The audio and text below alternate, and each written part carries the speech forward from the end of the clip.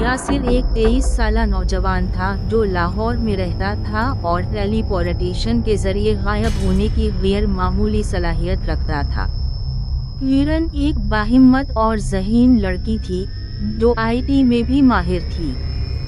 दोनों की दोस्ती एक अनोखे सफर की बुनियाद बनी।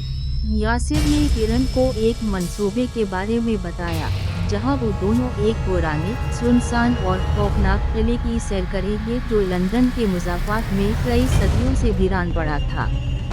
ये मंसूबा सुनकर किरण की आंखों में तजस्सुस की चमक जाग उठी और वो बखुशी तैयार हो गई। यासिर ने अपनी टेलीपोर्टेशन की ताकत इस्तेमाल की और वो पलक झपकते ही किले के दरवाजे पर खड़े थे। रात का सियाह अंधेरा हर तरफ फैला हुआ था। किले की बुलंद बाला दीवारें वक्त की मार खाकर शिकस्ता हो चुकी थीं और वहां का माहौल एक अजीब सनसनाहट से भरा हुआ था। लेकिन जैसे ही वो किले के अंदर दाखिल हुए, यासिर को एहसास हुआ कि उसकी टेलीपोर्टेशन की ताकत खत्म हो चुकी है। एक झटके से वो जमीन पर गिर पड़ा और किरण की चीख निकल गई। वो दोनों किसी न किसी तरह संभल कर आगे बढ़ने लगे। सामने की जानिब एक बोसीदा यूनिफॉर्म पहने हुए शख्स का साया नमूदार हुआ। आप लोग यहाँ क्या कर रहे हैं? वो शख्स एक ड्राइवर के लिबास में था, लेकिन इसके चेहरे पर अजीब सी शक्लें थीं और आंखों में एक खालीपन था। यासिर ने सवाल किया, आप कौन हैं?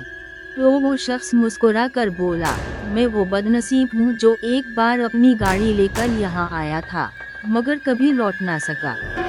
अचानक इसका चेहरा एक हौलनाक कहकहे में बदल गया और वो धुंध में तहलील हो गया। किरण का दिल जोर से धड़कने लगा, लेकिन वो जानती थी कि खौफ की जगह अक्ल से काम लेना होगा। अभी वो उस वाक़ये से संभले ही थे कि एक और अजीब व गरीब शख्सियत सामने आ गई। ये एक सफाई करने वाला था, मगर उसका हुलिया इंतहाई पुरस्कार था। इसकी आंखें खला में घूर रही थीं और हाथ में पकड़ी झाड़ू जमीन को छुए बगैर खुद ब खुद हरकत कर रही थी। इसने आहिस्ता से कहा, ये जगह हमारी है, तुम यहाँ जिंदा नहीं रहोगे। किले के एक और कमरे में वो दोनों एक बड़े लकड़ी के दरवाजे के पीछे छुप गए। जैसे ही उन्होंने दरवाजा खोला, उनके सामने दो इंसान नमूदार हुए।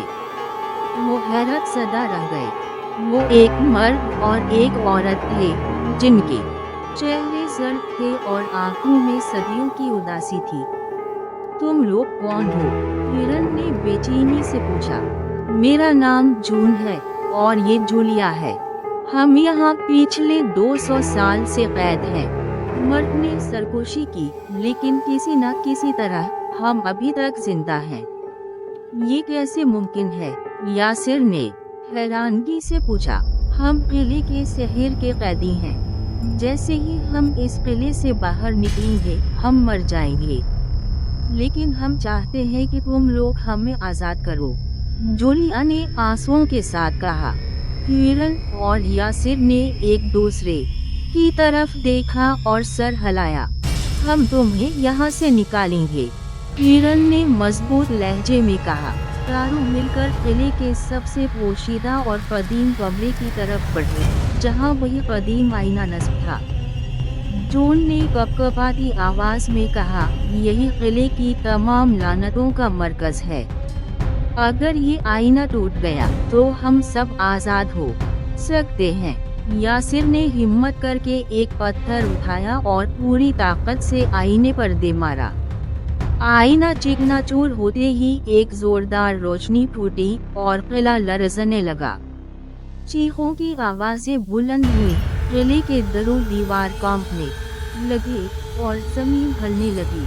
खून और जूलिया ने खुशी से एक दूसरे की तरफ देखा और किले के दरवाजे की तरफ दौड़े। जैसे ही वो किले से बाहर निकले, एक खौफनाक हकीकत सामने आई। जून और जूलिया अचानक जमीन पर गिर गए।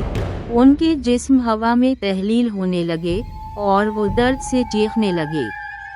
ये हो नहीं सकता, हम आज़ाद हैं मगर जून की आखिरी चीख हवा में गूंज उठी।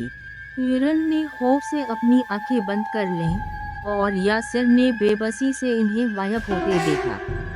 किले के आसार गिरने लगे और जादू का हर निशान मिट गया।